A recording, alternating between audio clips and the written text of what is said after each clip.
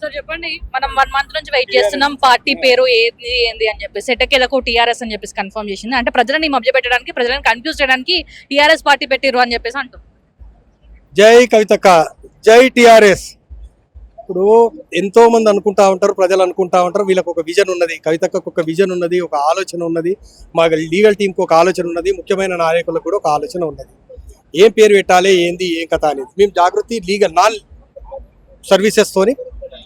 Profit services తోని ఏదైతే ఉన్నదో లీగల్ టీం అందరికి కూడా సేవ చేసే ఉద్దేశంతోనే యాక్చువల్గా ముందు నుంచి కూడా ఎంపీగా పోక ముందు నుంచి కూడా జాగృతిలో బతుకమ్మ పండుగలు కానీ, బోనాలు కానీ, జాగృతి ఇప్పుడు మేము విలీనం కూడా మా దాంట్లో ఒక పార్ట్ ఉంటుంది, అది అంతేగాని మాకు అనుబంధ సంస్థ ఇప్పుడు అది జాగృతి ఏదైతే ఉన్నదో.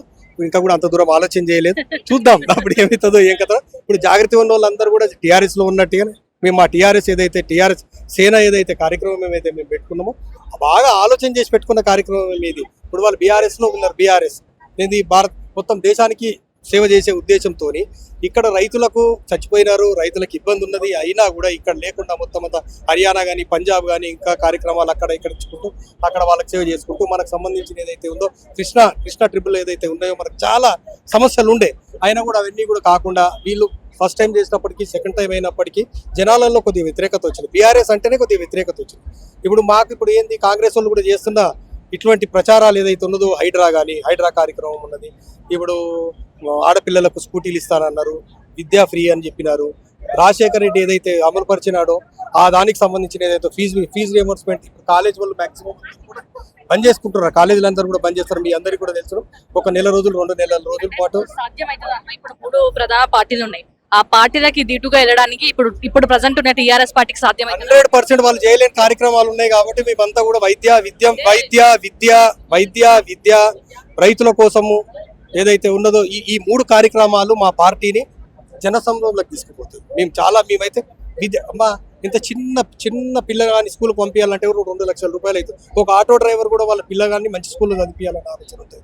ఒక రైతు, ఒక 4 ఎకరాలు ఉన్న రైతు కూడా ఆ పిల్లగాడు రైతు ఉండొద్దు అనే ఆలోచనలో స్కూల్ మంచి స్కూల్లో వేయాలని వాళ్ళు సంపాదించిన ప్రతి ఒక్క డబ్బు, భార్యాభర్తలు ఇద్దరు సంపాదించిన డబ్బు మొత్తం అంతా కూడా స్కూళ్ళకు అయిపోతుంది, రెంట్స్కి అయిపోతా ఉన్నాయి. నెక్స్ట్ ఏమైతా ఉన్నదంటే వైద్యం, ఒక చిన్న ఆరోగ్య సమస్య ఏది వచ్చినా కూడా 1 లక్ష రూపాయలు లేకుండా బయటకు వచ్చే పరిస్థితి లేదు. ఎవరైనా 1 లక్ష రూపాయలు ఒక రైతు సంపాదించాలి, ఒక చిన్న కార్మికుడు సంపాదించాలంటే ఎంత సమయం పడుతుంది, ఏం పడుతుంది? ఒక చిన్న సంవత్సరానికి అధికారం రాకముందు ప్రతి ఒక్కరు మాట్లాడడం కావచ్చు, సభలు పెట్టడం కావచ్చు, గతంలో టీఆర్ఎస్ ప్రభుత్వం నిధుల నియామకాలని చెప్పేసి ముందుకు రావడం జరిగింది. ఇప్పుడు వీళ్ళు రైతులకి ముఖ్యంగా వాళ్ళకి ప్రాధాన్యత ఇస్తామని చెప్పేసి వీళ్ళు రావడం జరిగింది. ఎలక్షన్స్ కి ముందుగా సభలు పెట్టి ప్రతి ఒక్కరు మాట్లాడడం జరుగుతుంది. ఎలక్షన్స్ తర్వాత పరిస్థితి ఏంది? మేము ముఖ్యంగా సీఎం అవుతానని చెప్తుంది. ముఖ్యంగా విద్యకు కావచ్చు, వైద్యానికి కావచ్చు, రైతులకు కావచ్చు ప్రధాన ఇంపార్టెన్స్ ఇస్తుంది. ఇప్పుడు కవితక్కకి ఏమి తక్కువ అయిందని చెప్పి పార్టీ పెట్టినారు. ఆమె ఒక ముఖ్యమంత్రి, తొలి ముఖ్యమంత్రి, తెలంగాణకు తొలి ముఖ్యమంత్రి బిడ్డ, ఆమె ఒక ఎంపీ. ఆమెకి ఏం కష్టం జరిగిందని చెప్పి మళ్ళీ తండ్రిపైనే పోరాటానికి, అన్నపైనే పోరాటానికి వచ్చిందని మనం అనుకుంటాం. అవన్నీ ఏవైతే జరుగుతున్నాయో వాళ్ళు చేయలేకపోయినారు కాబట్టి ఆమె వాటితో విభేదించి ఏదైతే ఉందో ఏదైతే కార్యక్రమాలు ఇచ్చినామో, మనం ముందుకు పోవడానికి కార్యక్రమాలు ఇచ్చినామో, ఏదైతే మన తెలంగాణ సాధించుకోవడానికి నియములు నిరకాలు ఏదైతే మనం అనుకున్నామో అవన్నీ మనం సబ్సైడ్ ఫుల్ చేయలేకపోయినామనే ఉద్దేశంతోనే ఈమె బయటికి వచ్చినది. ఈమె బయటకు వచ్చి ఏం చెప్తా ఉన్నది, మేము ఖచ్చితంగా ఇవన్నీ కార్యక్రమాలు చేయడం. కవితక్క ఏ విషయం తీసుకున్నా కూడా ప్రాక్టికల్ గా ఆలోచన చేసే విషయం మాట్లాడుతుంది. ఏదన్నా ఫ్లూక్ గా మాట్లాడటము, ఏదో చెప్పడము, ఏదో మాట ఇప్పుడు ఈ రోజు ఏమి ఎలక్షన్స్ లేవమ్మా, ఇంకా 2.5 సంవత్సరాలు ఎలక్షన్స్ ఉంది. ఇవన్నీ 2.5 సంవత్సరాల తర్వాత కవితక్క ముఖ్యమంత్రి అవుతుందా? 100% అవుతుందని మేము అనుకుంటా ఉన్నాము.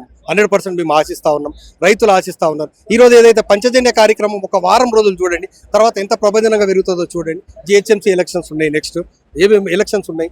ఇప్పుడేం ఎలక్షన్స్ ఏం లేవు, ఇంకా 2.5 years ఉన్నాయి. చూద్దాం ఏం జరుగుతుందో, ఏం కార్యక్రమం జరుగుతుందో. ఇప్పుడు కాంగ్రెస్ పైన ప్రతి ఒక్కరు విశక్తి పోయినారు, హైడ్రా పైన కానీ ఏ విషయంలో కానీ ఏ దాంట్లో కూడా సక్సెస్ఫుల్ గా లేదు.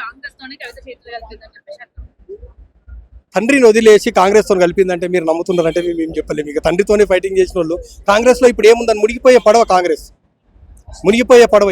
ఏ రాష్ట్రంలో ఇప్పుడు కాంగ్రెస్ పవర్ లో ఉన్నది? ఏ రాష్ట్రంలో? తమిళనాడులో కూడా వాళ్ళు పొత్తు పెట్టుకొని ఉన్నారు, అది కూడా పోయినది. వాళ్ళు ఇప్పుడు ఏ రాష్ట్రంలో ఉన్నారు? కాంగ్రెస్ అంటేనే మునిగిపోయే పడవని తీసుకొని పోయి ఇంత జనసంద్రం ఉన్న నాయకురాలు తీసుకొని పోయి కాంగ్రెస్ లో కలుస్తారని మీరు ఎట్లా అనుకుంటున్నారు? అంటున్నారు 100% అది తప్పు ఫీడ్బ్యాక్ ఏదో ఉంటుంది అంతే రైట్ థ్యాంక్ యూ